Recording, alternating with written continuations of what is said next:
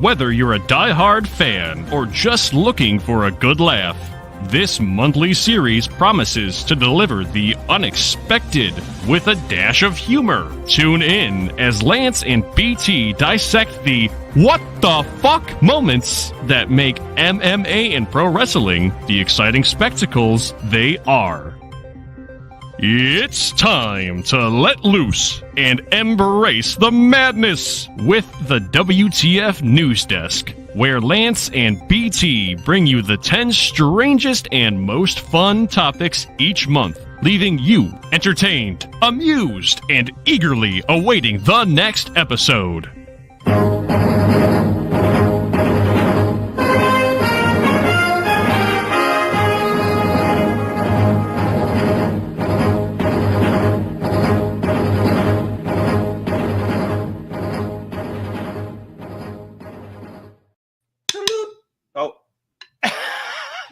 We're live from 304 Studios in Jonesboro, Arkansas. This is an STSpod.club production. This is Cool Kids 162 in episode 868. Giggity, giggity. Oh, wait, no, 868, not 6. Oh, that's the next one. STSpod.club. I'm BT, and that guy over there, well, he will chastise people for misspelling words. Mm-hmm. But I seen him once post Chiefs, and he spells it wrong for the Super Bowl. He tries to make jokes when he spells. He can't even spell our good friend Jamie's name right, or the word junk. And I want everyone to know this guy right here, he hates anyone that gets a 3-day weekend because his corporate bosses work him on holidays. I want you to know they do. He's from Chicago, the home of the Chicago Sky. They'll be in Minneapolis, Minnesota at 7 p.m. tomorrow playing the Lynx. A big shout out to my longtime friend, Lynn Pearson, there in St. Cloud, Minnesota. Lance is a snark of excellence, my partner in crime, your friend and mine. Well, sometimes. He's Lance of mine, and as a team, we're not smokers or midnight tokers.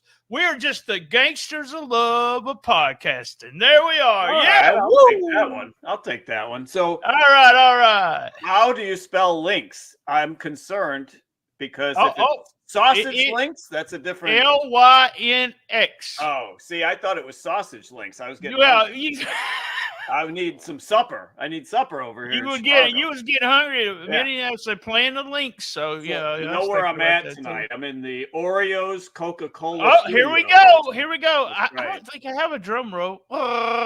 There's a drum drumsticks right here. I can do. Yeah, do your own drum roll, bitch. Right. So I've got. This was the week. This was the big week. So we got the Oreos right here. Now, you've seen these. I know you've seen these. I have. I actually have the sodas ordered. I've got a 12-pack of canned sodas coming tomorrow. Now, looking at the bottle or the cookie thing here, I didn't even realize that it's supposed to be in the shape of a Coke bottle. I'm looking at that. I'm like, that looks like a wristwatch or something. So I honestly thought it was like a wristwatch. The cookies are great. You may not think the cookies would work, but they actually are very good. I can try. Well, I've already tried it, so you can see on camera here that they're mostly all gone. But they're good. They actually taste like chocolate and Coke. So I'm going to go ahead. What piece of shit? I'm going to go ahead. This is the first I'm opening. All right, Coke. Here we go. Right here, live on the air. That's right. On a Thursday night, afternoon night that we're taping, maybe the afternoon. It's storming here. So this is from the Oreo Coca-Cola studio. We're going to see how it is. It only comes in 0, so that's right up your alley because you only like the 0. So here we go. Well, that's the only thing I can drink. I can't drink the real stuff. It pops the sugar. I got diabetes. Okay. It is definitely the drink equivalent of that cookie. You can taste the chocolate coming through. You can definitely taste the Coke. That's what I liked about the cookie. It's like 50-50. You can actually taste the chocolate and the cola. This is the same. It's got that definite 0 taste to it, that no sugar kind of taste to it. It has that for sure. I would drink this. I think I would drink it again. Well, I'm glad you're drinking it. And no, they're not a sponsor. No. So the way I'm looking at it is you really need a junk food podcast I to do. join our many Yeah. things. And speaking of business, real quick, Business. we were 30 plays away Woo! from the fourth best plays of all time. Remember, we had the fourth best last month. Yep. This month we had in drinking more. actually August we had the fifth best and just raw plays. I want to tell everybody, Patreon, I mentioned our number. I kind of lied because I had some numbers were composed wrong. Lance knows this, but I went through. I've got some weird glasses now because I went through eye surgery and I haven't got new glasses. So I screwed up something bad. But we're not over last year's numbers, but we're still doing very, very good. The top 3 episodes in August. Number 860 was number 3, and that's our WTF of July. Number 858, the Breakout Stars. Nice. And let me tell you, that was the most ever watched Facebook stream. Ooh, nice. Ever for the Breakout Stars. The biggest numbers ever. And number 1, it was released in July, the last day of July, but everybody listened to it in August. It was The Record Store. Woo! Woo, woo, woo, woo. Make sure you go to our link of all links on stspod.club. We have a brand new merch link up there with some super soft shirts with some brand new prints. They are made right here in Jonesboro, Arkansas, and are shipped out from here, from my house. So there you go. Brand new merch stuff. What are we doing, Lance? What are we doing? The product placement, like when Excalibur had that Ric Flair energy drink or whatever that shit was. I need to find a place to put it where it's going to get, I got a place you can put it.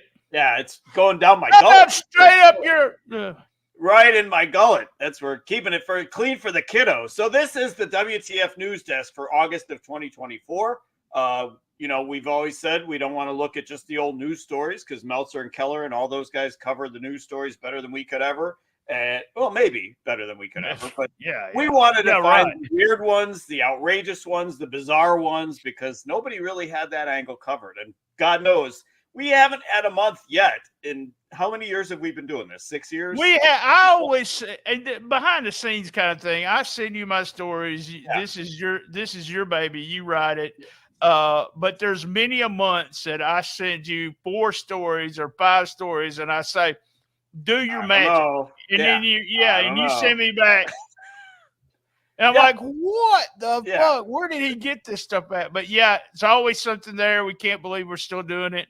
It was one of those things where I said, we'll do it when we can do it every month, but it works. So, all right, here we go. We've never had a month where we were like scrambling to find, 3. We need 3 more stories. It's always like we have honorables because we can't fit them all into the top 10. So, all right. So the top 10 weird stories for the month of wrestling and MMA. So at number 10, we're starting with the stipulation match. There was no other way we were going to go with this one in the month of August. So August 24th, it's the Dory Funk Jr. at 83 years old, competing in the Double Hell Current Explosion Death Match for FMWE. It is the Terry Funk Memorial and Atsushi Oneida 50th anniversary show. It's in Kanagawa, Japan. They're all from Kanagawa, Japan lately. I don't know. Everybody's billed from Kanagawa, Japan. I know Asuka and I think Takeshita is also billed from there. I don't know. Just a fake city they made up in Japan or whatever. So anyway, Funk and Osamu Nishimura, who is 52, he's the spring chicken in this match. They beat Atsushi Onita and Raijin Yaguchi in 13 minutes. So there's numerous explosions in the match, including Dory, 83, taking an exploding bat to the back. So all I can think of in this is that the match was brought to you by Ben Gay and Metamucil, I believe, for this. That is no doubt about it, had to be our stip match for the month of August. Oh, crazy. Dory Funk Jr. still working. Can you believe it? And it's all those explosions and bullshit. Yeah.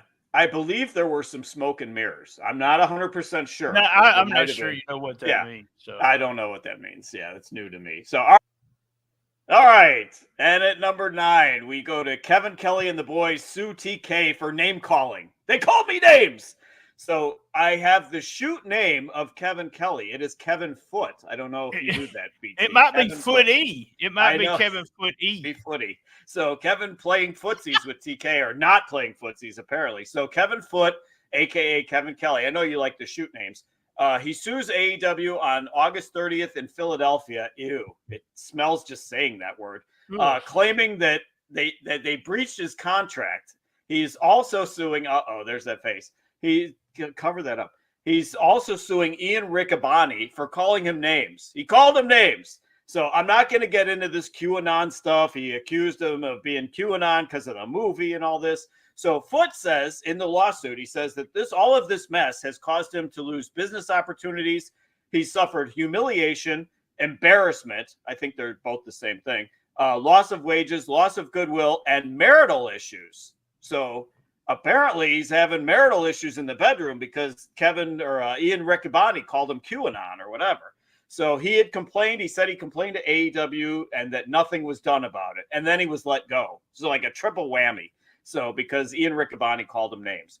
And then we have the Tate boys. That is the boys. They're the Tate twins. I don't know if you knew that, BT. That's the shoot. They look a lot alike. So I think they might be twins.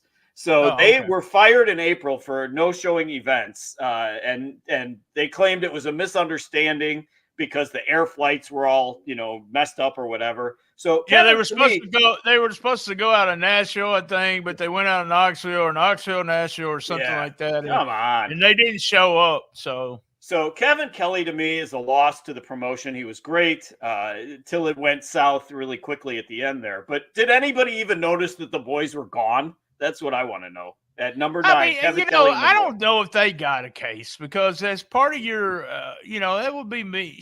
I had to contact my person that's sending me out and saying, "Hey, you got me going out the wrong city." Yeah. Before you do it, before the day of the event, Kevin Kelly, he may have a case and they may settle with him. He called me names. Well, no, that wasn't what it's a little bit more serious than just name calling. And it's one of those things where people say what they want to say on the internet, especially in these Discord. I know you don't even know what I'm talking about, but and I know very little about it. But our buddy, what's his name? What was his name? Man, I can't think of that his one name. guy. Wait, I know. Welcome to the show tonight. He has the biggest brain in Illinois. He's quadruple vaxxed. He trademarked Codyverse, and he can't decide if Hangman or Ibushi is his Valentine. He is Eric! Yeah, Eric. Eric was talking about being on a New Japan Discord one time, but it's kind of like, best way to describe it's old school message board, chatting, audio. We could do our podcast right there. And he said something that probably he didn't think would get out. I don't think Kevin Kelly should have been fired. I mean, what the hell? There was some stuff that went. And Kevin Kelly was always been one of our favorite announcers, especially when he's doing New Japan. And I hate it for him. And you said he's having problems in the bedroom. We don't know that. We said he's having problems with his wife, not in the bedroom. So it's allegedly marital issues. That's where it goes. Allegedly. All right. So all right. It's funny that you mentioned the trademarking the Codyverse because that kind of foreshadows something we got coming up later on tonight. Right. So, all right. At number 8, we got the Crime Blotter. It's overflowing as usual. We got Lumumba Sayers. We got Cain Velasquez. And we have one Richard Swan. So we're going to start with Lumumba Sayers, 46. He was a former Strikeforce fighter. He was arrested August 10th for allegedly killing Malcolm Watson to avenge the death of Sayers' son, Lumumba Sayers Jr. All of this is difficult to say. So the story is a friend of Watson's, Tyrell Braxton, was charged with killing Lumumba Sayers Jr. in 2023, but the charges were dropped. So ironically, and this, it's sad that the kid got killed, but ironic that the Sayers and his son both work to combat youth violence in Denver. And this whole thing is just a sloppy, messy case. So the whole thing is just bizarre. Then we go to our guy, Cain Velasquez. He pleads no contest on August 16th to attempted murder. This was the situation with the car chase where he took a shot at Harry Goularte, who he alleged had molested his son. hit the guy's stepfather by mistake. So Kane could have gotten life in prison for this. So the plea bargain pretty much had to happen. But we didn't have anyone die there. It was just the guy got shot. Wounded. It was attempted murder. Yeah, it was attempted. So public sentiment obviously is with Kane, despite jeopardizing innocent people. That's the thing. He's probably going to get, I would say, more than a slap on the wrist. He'll get something as far as time because he did take a shot in a high-speed chase. So obviously he's going to get punished. But good thing he didn't go to jail forever for the rest. I know we're on his side on this. If it's true that that guy was molesting his kid, totally. I'm always on his side with that. Totally going to side with him. And then finally we have Richard Swan, also AKA Rich Swan. I think that's the. Oh, okay. Is that the same guy? Well, the shoot name is Richard Swan. So I wanted to let you know so you knew where we were going here. So he's suspended by TNA. In August. It was a June arrest for public intoxication, and he's already announced that he's entered rehab. So a Richard Swan tried to kick in the door at one Broderick Mosher's house at 9:50 p.m. on June 8th, yelling, "This is my house!" So this is my house, bitch. This is my house. So anyway, Mosher opens the door with a gun. Swan runs into the woods, and the police get there. So the same night, one Daisy Rivera says that a man was trying to talk to her, followed her in roughly the same area, and then police apprehended Swan. So the police asked him if he'd been drinking, and Swan's remark was, "A lot." So at least he's being honest, so that's good. So he said a lot. So meanwhile, this is weird. Now, I'm not starting rumors here, but it sounds like you are. It sounds like you're starting rumors, y'all. So Sue Young, the wife of Rich Swan, posts pictures. What was her shoot name? So we can. I don't know her shoot name. Shit! I know. I can look that up for you while we're on a break. I'll look that up. So Sue Young, the wife of Rich Swan, and they've had issues in the past. So on August 10th, she posts pictures of her face that had been destroyed in a match, and she starts a GoFundMe to help with the medical expenses. So. Complete coincidence. Motherfucker, you cocksucker! Like the first thing you think of is like no, it's not the first thing everybody thinks. It's the first thing you think of. Conspiracy, not like me. Yeah, conspiracy, not like me, because they've had issues in the past. That's the thing, and you obviously want the best for not only for both of them, but especially for her. It's happened. I mean, it was. You live next door to them. Tell the truth. It was reported back in the day. Really, I don't remember that, but yeah, she was. I did my research so that I wasn't going to do speculation here. There is a match. There's a clip on the internet where a chair hits her in the face sideways. So she suffers. I know, it really was sad. Concussion, broken nose, fractured skull, 7 stitches, and 2 black eyes. So meanwhile, she's got a GoFundMe started to help with her medical expenses. So we wish the best to Sue Young. I remember, them talking about different ways that a chair. Her last name's Riggs. I don't know. Veranda,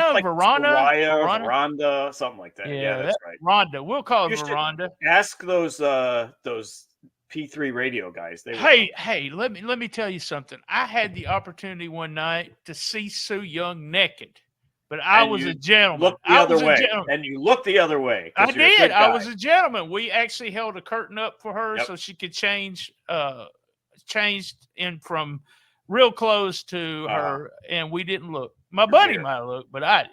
I also had not to see her naked, but I met her at a pizza place in Chicago after a Shimmer taping, and she was the most cordial, polite, just friendly woman. So I definitely wish the best for Sue Young, and I hope she gets the medical attention that she needs. And I hope Rich Swan, since he's married to her, I hope he gets his shit together and he gets drink. How much did you drink, sir? A lot. Did you ever see the old Happy Days episode where Richie gets drunk the first time and he comes in and his dad says, Have you been drinking? He goes, Dad, just one little. And he goes, How many have you had? He goes, 23. So that's probably what he should have said. A lot. Mr. C.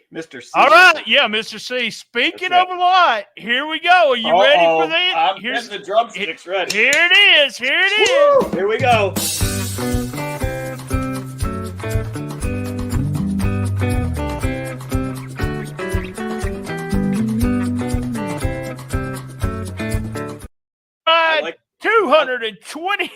days since an incident. What kind of incident, Lance? Tell everybody.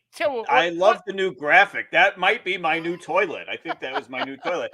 229 days since Brian has shit his pants. That's I've been doing good. I have a feeling we might not make it through the episode today. Ooh, we should have recorded for Patreon insider. what I said before we got started. Insider banter here. We may not make it 230. Woo! All right, let's go. All right, back to number 7. It's the all-in scrum hijinks.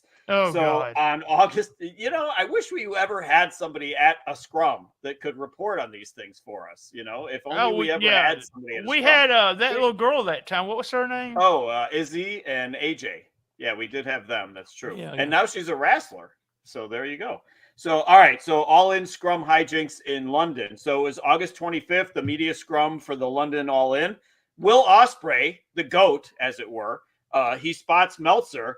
And he just goes incredibly crazy with joy seeing Meltzer in the audience. So I thought his reaction was so funny.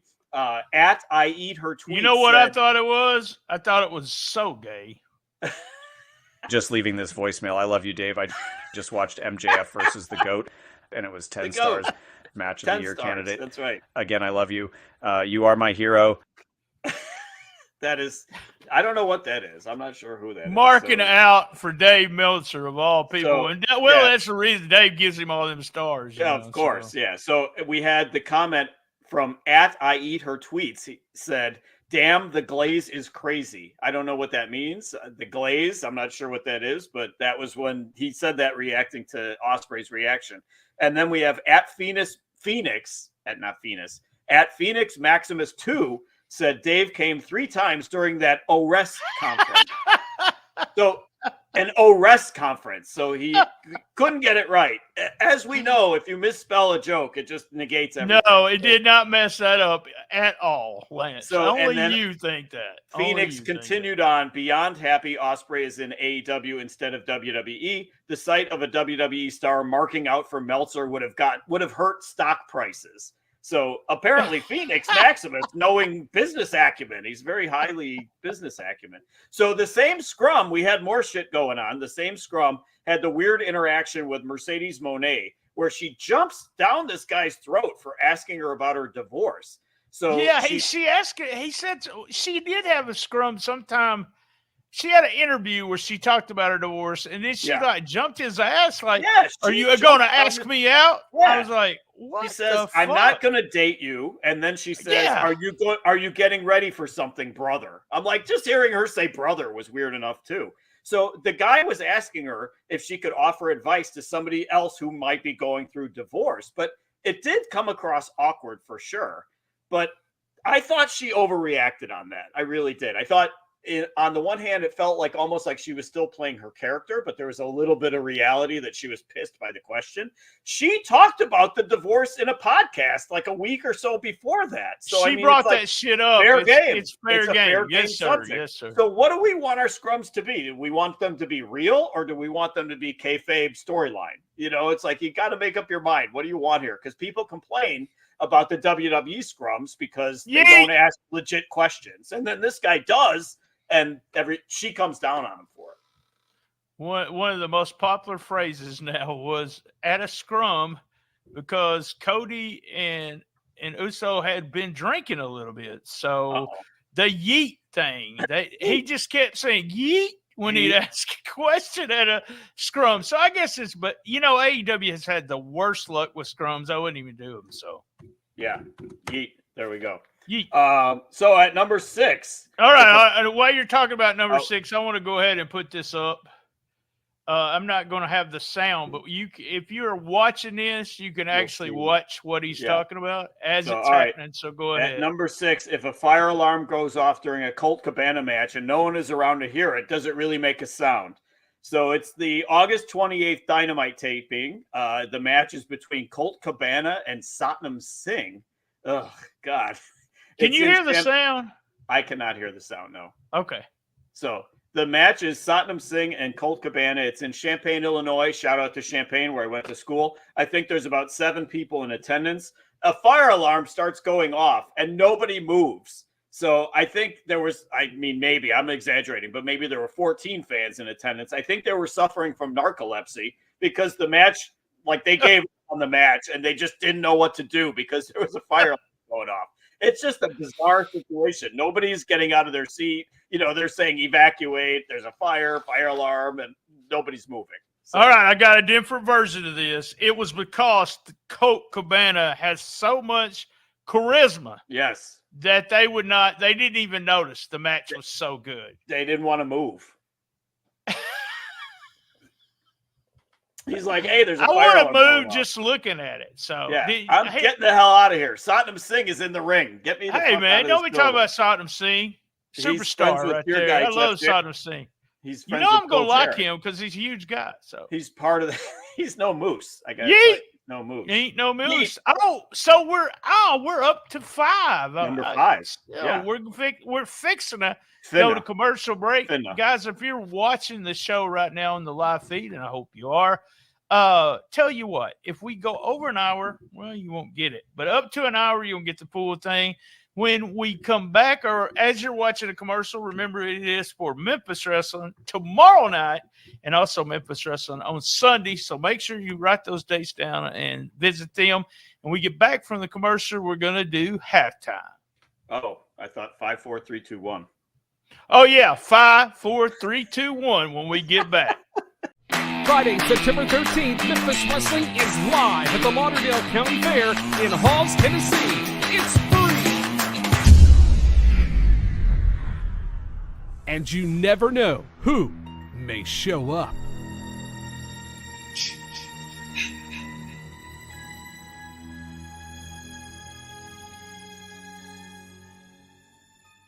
Yeah. Join us live this Sunday at the Wrestle Center.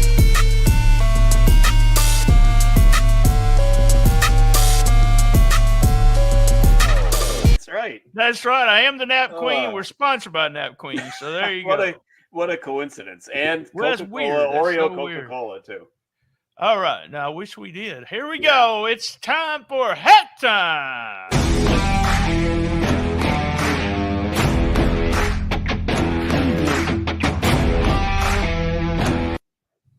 All right, halftime. Boy, that was abrupt this time. It's going to fall off my All chair. right, so we're going to talk about the Jerry Lawler episode. I had you to make sure you got a chance to listen to it. Well, just first off, what'd you think? 1990, by the way, 1990 Cassette Wrestling News, Jeff Osborne, John Seaton. It was released last week.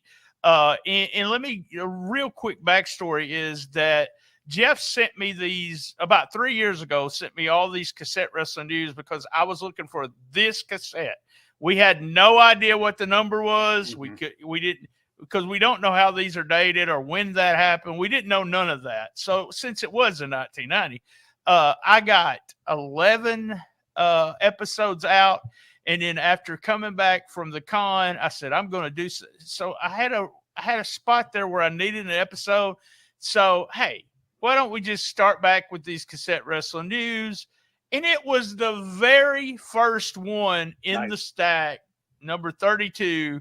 And it was the Jerry Lawler interview. So what'd you think about Jerry Lawler and how did it come off as a promo to you like he was trying to build a match or something? Yeah. I mean, first off, this like you had said, the sound quality was actually really good, all things considered, that it was 30-something years old.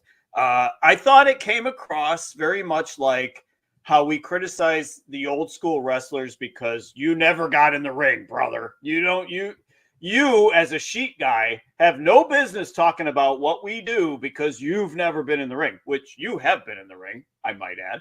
Yeah. I have never been in the ring, so I have no business talking about it, apparently, according to them. I fell off the ring more than I was in the ring, so that was my job. So you were close. You were close. I touched the ring once, I think. I got in the ring to take a picture with AJ Styles once, I think. Oh, there you go. There you go. So I've been in the ring, brother. So I think it totally came across as very much like that old school 80s, 90s mentality of that's what those guys thought back in the day, is that you have no business talking about what we do.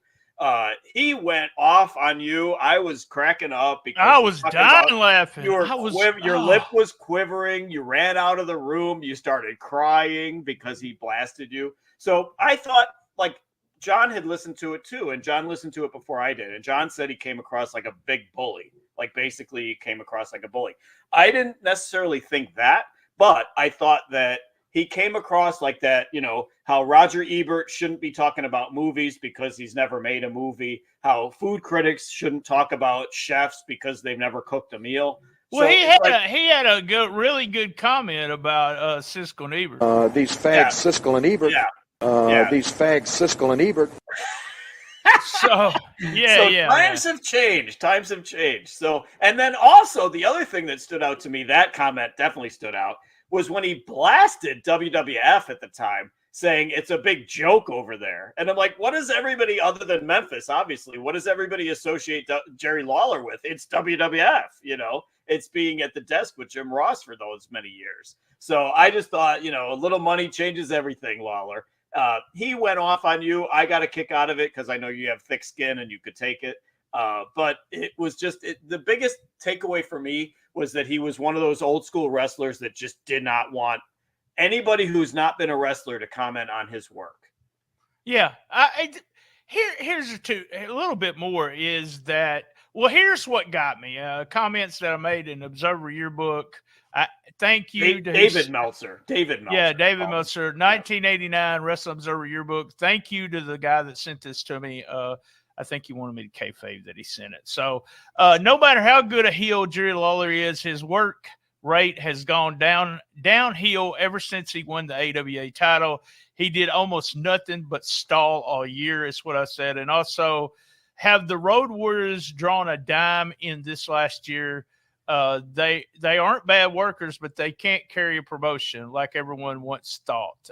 Second is Lawler. Just because he's great on interviews and has had great matches in the past, most smart fans think he's a great worker. Now, let me tell you, in 1989, I was going to the matches every month. Jerry Lawler had one of the worst years. He would stall the whole time during a match. The heel would be doing the hiding the foreign object and just not doing anything, doing nothing. So that's what that came across from. And I don't know. I mean, I kind of see where he got pissed. Not that the stuff that he says, and I'll say what he said that was true and not true. But the thing about it is, I understand why he got pissed, because here was a promotion that was letting me backstage, take pictures, talk to him, and I shit on him. I mean, I understand that. When that happened, it didn't get to me. It got to me more then than it didn't even bother me now. Yeah. But I don't think I would have ever got into the business because I had to prove something. It was like, oh, he can't do this. So I had to have a match, which he proved. That proved I should be doing that by having that match and a few other matches. But I had 5 years as a manager. And I don't think I would have ever had the balls to do something like that. Mm-hmm. It did kind of sour me on the business for people that I knew, especially here's a guy who you got to look, he was my hero growing up. So it kind of gave me, he had 3 people standing behind me and him in my face. So I lied when I sent Jeff a response. Number one, I didn't cry, which is the truth. But was I scared? Hell yeah, there was 3 guys right behind me. 4. I mean, 4 guys. 4 guys. He says I didn't say anything, which is true. The reason I didn't say anything, I didn't want to give him the right to punch me. Mm-hmm. And I wasn't what was I going to do? I did turn around and grab the door, and they shut the door. It didn't shut on my face, but they shut the door. The whole thing where he's talking, there's a line in there that sounds just like, here we go. I think it's this. He thinks the only thing that is a good wrestling match is what he likes. Well, David Meltzer has never made one dime in the wrestling business, and I've made myself a millionaire. That sounds just like a promo that he's doing a promo. And then all the insults and stuff were just, this time were just hilarious. I kept playing them over and over, and then I got to all the sound drops, and I said, I'm going to use these as Were you or were you not a fat piece of shit? That's I what was a fat. Yeah, You yeah. were a I was fat a fat piece of piece of shit for Now- sure. Yeah, I was a big boy back. I was. I got a picture. Those of me are and not my words. I want to make I on the know. record. I Those need are to not my put. words. Waller said Well, you that. know, I was fat. I'm Fat pretty. piece of shit. I'm a nice guy. You know, I'm Yeah. not a piece of shit. But Not a piece of But shit. I had to find that picture of me and Lance Russell that was taken around that time. God, I was wearing maybe a extra large shirt, and I probably needed a 4X shirt. But yeah, I was a fat boy. But you know, I see where he was mad and all that kind of stuff. Well, And like I said, I didn't cry. 3 guys standing behind me. I was pissed at them for a long time. And like I said, I didn't do a thing. I wasn't saying anything. I wasn't doing nothing. As soon as I was able to walk out of there, I was like, you know, here's what I've thought about throughout the years and replaying that in my mind is he could have punched me, beat me up, and then told everyone that I came into the dressing room and was trying to fight them. You know, I mean, he could have done a lot more. Yeah. We're going to do another Cassette Wrestling News this month. It's actually, it's not really the second part, but Jeff has a run-in with Jerry Lawler, and we're going to hear about that. He got mad about Jeff giving me the tape. I got the tape ahead of time, and so we're going to have that next week. The only thing I can think of that's been edited out is he, and I wish I had the unedited version. He said I was a jock sniffer. And the only reason I was coming in dressing rooms is to look at guys' peckers. Well, there we go. Yeah, some things never change. So that was that's obvious. Also on that Cassette Wrestling News, they're going to have Chris Cruz's on there. Old buddy Chris Cruz. Chris Cruiser. He's talking, and it's 1990. Wow, just crazy. All right, guys, that was halftime, and I'm trying to find the theme song.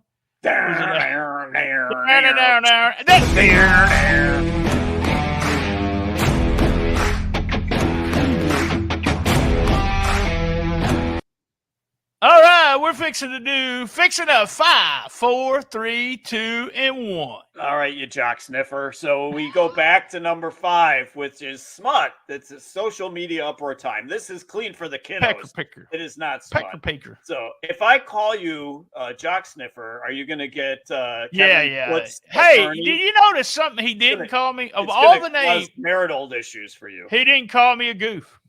Oh, there you go. So you could have been before a fat piece of shit. Either way. Right. Real quick on the shout outs before we get to 5. I looked at that 1989 Wrestling Observer yearbook. I'm going to go through some names and see if you remember these names. Yep. There's a guy by the name of Lance Levine that put a bunch of stuff in. Yep. I heard him. Scott Hudson. Yep. Steve Sims. Yep. John McAdam. Dr. Lucha. Larry Lavelle.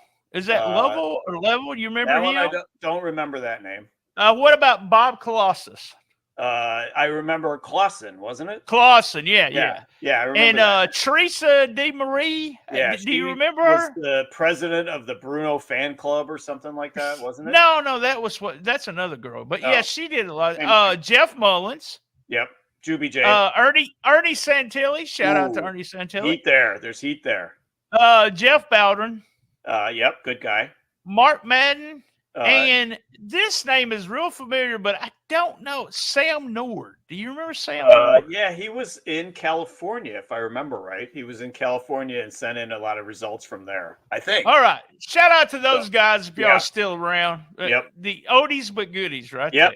There we go. All right, so we're getting back with Smut. It's social media uproar time where we recount all of the social media battles that we've had in the month. So we've got Connor versus Trump. We got Brody versus Disco. We got Becky owns Orange, not Orange Cassidy. Orange lowercase O.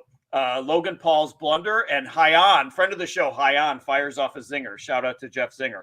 So I enjoy a good heel fight myself. So we got Conor McGregor, mentioned frequently appearance on the show. So Conor McGregor goes off on Trump, and Trump had said that Khabib Nurmagomedov is his favorite fighter. So Conor tweets, campaign-ending decision. A smelly, fat mountain monkey from the inbred mountains of Dagestan is your favorite UFC American company fighter.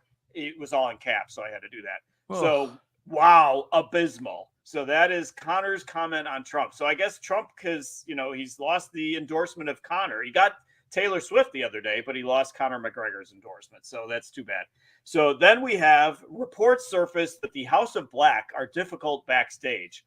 A very questionable news site is who said this. But Glenn Gilberti has decided to run with that comment, and he brings it up on the Conan podcast. And Brody King simply responds to him, "Hey, Glenn Gilberti, go fuck yourself." So pretty simple and to the point. So that's what we like. By the way, I love disco, but go ahead. I love Brody King, although he's unsightly. I love Brody King too, yeah. So then we have the return of Jamie Hayter. She comes back at All In with a whole brand new look. Who? Jamie Hayter, she used to look one way. Now she looks completely different. So includes fiery red hair. So, of course, the IWC accuses her of ripping off Becky Lynch. So they call her Dollar Store Becky. So I thought it was Becky. I saw so many posts that said I thought it was Becky. So one at AIR Gold says, apparently Becky Lynch invented and owns the color orange. So I thought that was a good summary of that. She does look totally different, I will say that. But she does not own, none of them own orange. Orange is his own guy. I think that's the deal there. So then we have Rookie of the Year, Logan Paul. He's in hot water. He tweets on August 1st that the female boxer in the Olympics who was more masculine than BT is, quote, the purest form of evil and unfolding right before your eyes. A man was allowed to beat up a woman. This delusion must end. So sources tell us that she was actually a woman in the boxing match. So he's not the only one that did this, but it was, yeah. After it was revealed that she was born a female, she is a female. Yeah. So, and I mean, we could have a whole discussion on whether males should be competing as females in the Olympics or whatever, but she's a female. Yeah, he should have came out and said, "Hey, I was wrong about that," because there was he mildly took it back. Yeah, I had some podcast people that I listened to, some comedians had comments to make, and then they came right back and said, "Hey," even Pat McAfee said something, and Pat came back and said, "Hey, I was wrong. That is totally wrong. That's not what's going on there." So both pro and anti Logan from this. So the best response from at OXK Archangel says he's being based Holly shit at KSI. I'm like, I don't know what any of that means. I have no idea. He's being based Holly shit. That was the comment. Holly shit. So anyway, no idea. And then finally, Holly shit. Yeah, that's my. That was your wrestling name back in the day, wasn't it? When you were the Holly Shit Express. Yeah. So, and then finally, friend of the show, Hyan. We've had Hyan on the show multiple times. She's great. She steps up when one at Livin' for Rocks, a fan account that's in love with Roxanne Perez, posts a picture and comments, "This photo needs to be placed in a museum. It's literal perfection." So Hyan responds, some of y'all are gross," because she's literally like 16 in this picture. So Livin' for Rocks, also his resume, he says that Roxanne has liked 14 of his posts, retweeted 13 of his posts, and quoted 2 of his posts. So we're very proud from the WTF news desk, from the bottom of our hearts. We're very proud of you at Livin' for Rocks. So she was 16 in the picture. So be careful, dude. If you're a dude, we're not sure. There was a gymnast that a lot of people on the internet, she was 14 or 15, and a lot of people did the reels where they said, "Man, do you look at her? What are you thinking when you look at her? What are you thinking? You fucking pervert!" You jock sniffer. Look at me. We need the clip of him saying "fat piece of shit." That needs to be a drop. Oh, I got one. Go ahead. I'll find it. All right. At number 4, we have American Dragon gets cease and desist over the word yes. So rather than focus, there we go. Fat piece of shit. Yeah, we go. There we go. So rather than focusing on the recent attempted murder he encountered, now AEW champion Bryan Danielson says he's received maybe a cease and desist. We call it a C&D in the insider. Maybe we call it a maybe C&D. So he receives a maybe C&D. I think the point is he didn't want to read all that shit, so he assumes that it's probably a cease and desist. So he gets it from WWE for attempting to trademark yes, yes, yes. So actually, it was some complicated legal letter saying that he'd be infringing on this or that or whatever, according to Brian. So I think Brian read like a paragraph of it and got bored with it and just didn't want to read the rest of it. So he tried to discourage when he got to AEW. It's been about 3 years now. He tried to discourage it. He tried to discourage the fans from when he got there from him. Now he's embracing it. Now he likes the fact that they're doing the yes with the hands and everything. So my question is the word yes trademarkable? It seems to me it'd be like trademarking oxygen or water, Well, it's like, we trademark yes. We'd been married for a couple of weeks, and the wife wanted to trademark yes also, Yeah. but they wouldn't let her do it, man. Yep. They wouldn't let her do it. It is real TMI. muddy. That's a good joke. It's real muddy when it comes to stuff like this, but it's because it started there in the WWE, and he did it there. So you can't, if the fans are chanting it, they can't do anything about it. But if he's trying to trademark it, I don't even think, have they had any shirts with yes on it? No shirts. Okay.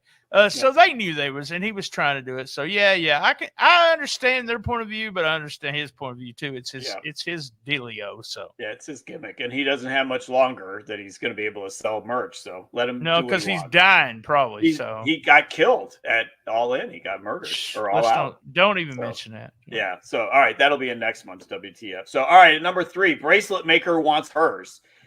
This was a great find on your part. So CM Punk and Drew McIntyre are feuding over the Larry and AJ bracelet. It turns out that one at Victoria A's tweets that she was the one who made that bead bracelet and gave it to Punk at an appearance. So she posts that Slim Jim should give her something for contributing to the feud. Hell yeah. Hell yeah. Bracelet Gate. This has become Bracelet Gate. So I believe this girl is reveling in her fucking 15 minutes of fame from this. So most comments to her are supportive, but some go after her for being greedy. There's really? Surprise. Yeah. So some of them are saying she's greedy. So she says she hasn't sought any money. She just sought the recognition. So I will say, having seen this story, and then they did the angle where they tore up the bracelet and he stuffed it in Punk's mouth. I'm like, she had to be like horrified. That's the fucking bracelet I made. This is my 15 minutes of fame.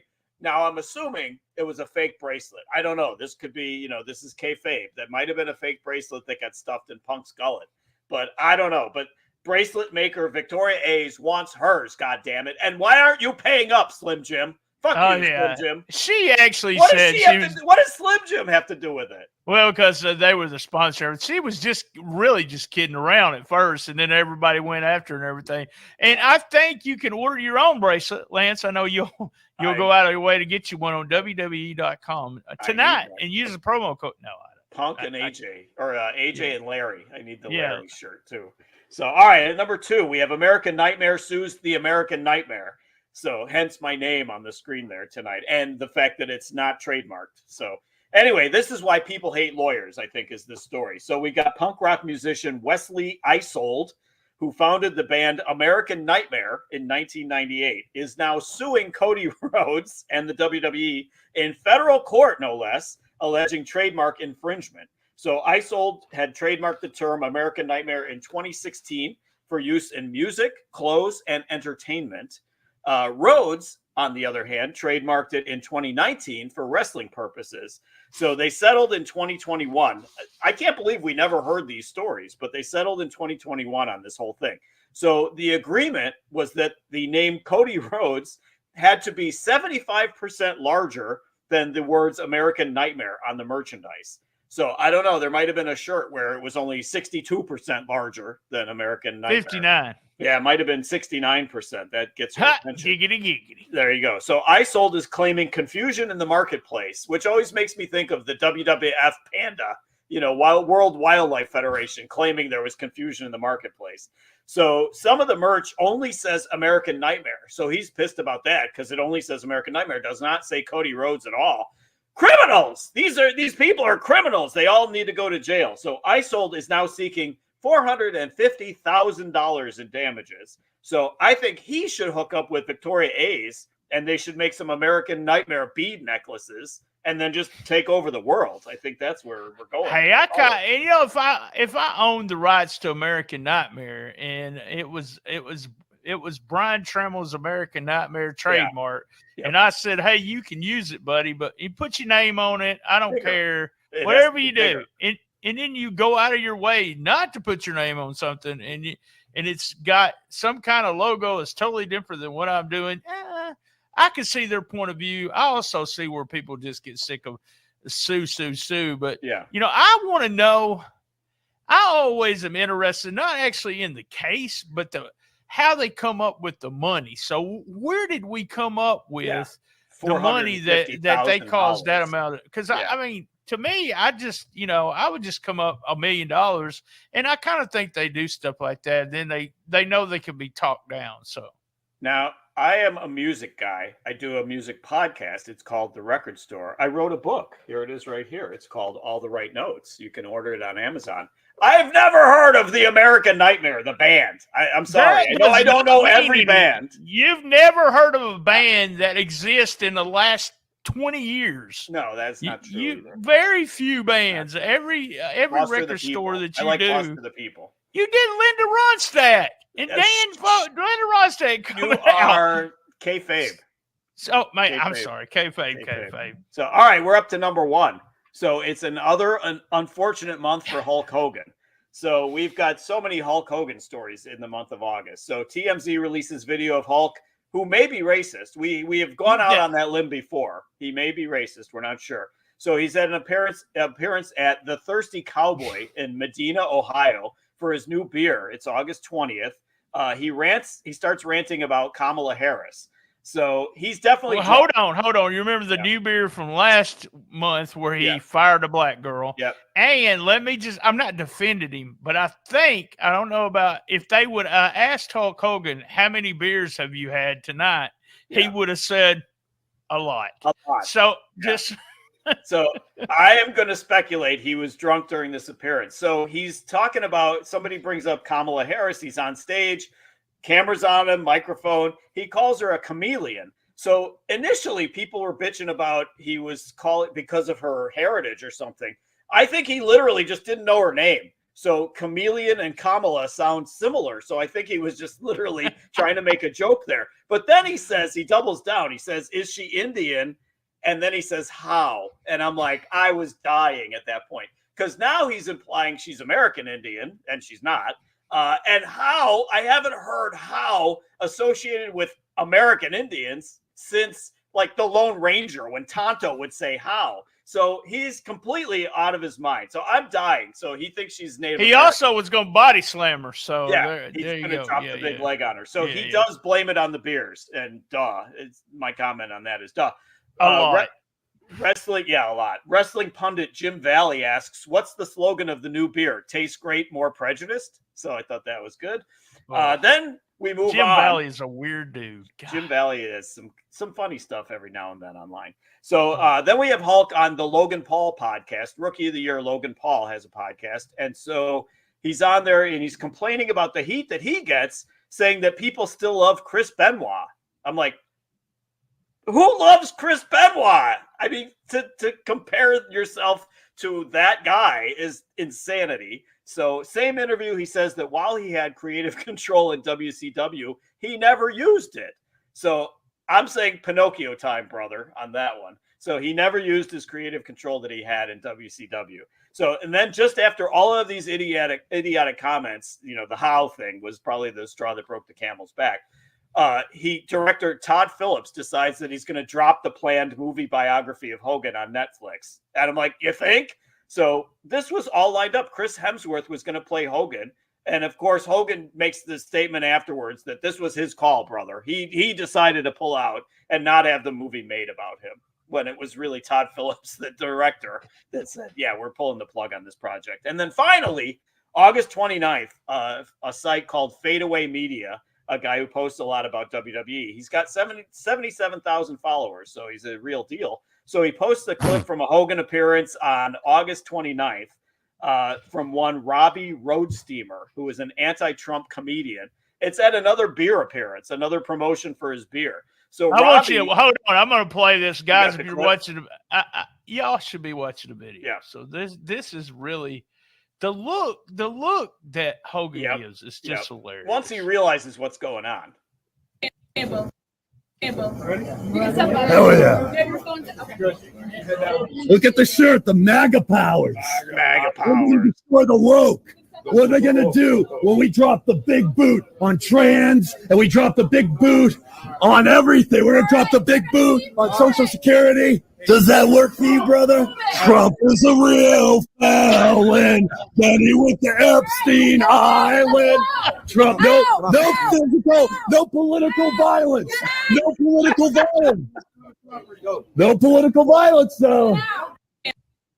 I hate people like him, but that was hilarious. Yeah, it was so funny because, like you said, he's wearing the Robbie Road Steamer is the comedian's name. He's wearing a shirt that says MAGA Powers, play on Mega Powers from back in the day. And Hogan was going to go right with it. Yeah, he was all in on it at first, and then he starts blasting Trump, and he says we're going to drop the big boot on trans, and that's when Hogan's eyes just become like saucers. Because he fell for it at first, and then his eyes are so wide open when he realizes the guy has this agenda, this anti-Trump agenda. Here's my thing. Stop promoting the fucking beer. You're getting yourself into so much hot water. You're number one on our countdown, mainly because of this beer and the promotion of this beer. Shut up, go home, make any kind of money you're going to make on the beer, and just be happy with it. Crazy. Crazy month as always. Thanks, Lance, for joining us. Thank you, everyone, for joining us. You actually got it, but you don't get the Patreon. Yep. So, hey, subscribe. He needs some pork and beans. I need some ramen. I need more of these Oreo Coca-Colas. There you go. I got mine coming tomorrow. Coca-Cola same bad Oreo. time, same bad channel on the best little wrestling podcast in the business. Be there tomorrow night. Friday the 13th for Memphis Wrestling. You saw the commercial right there in the middle. Our Sunday for Memphis Wrestling there in Memphis. And as everyone knows, well, I love my mama. Yep. And as everyone knows, I'm going to be taking a nap because I'm the nap king. And I have fun everywhere I go, including that nap.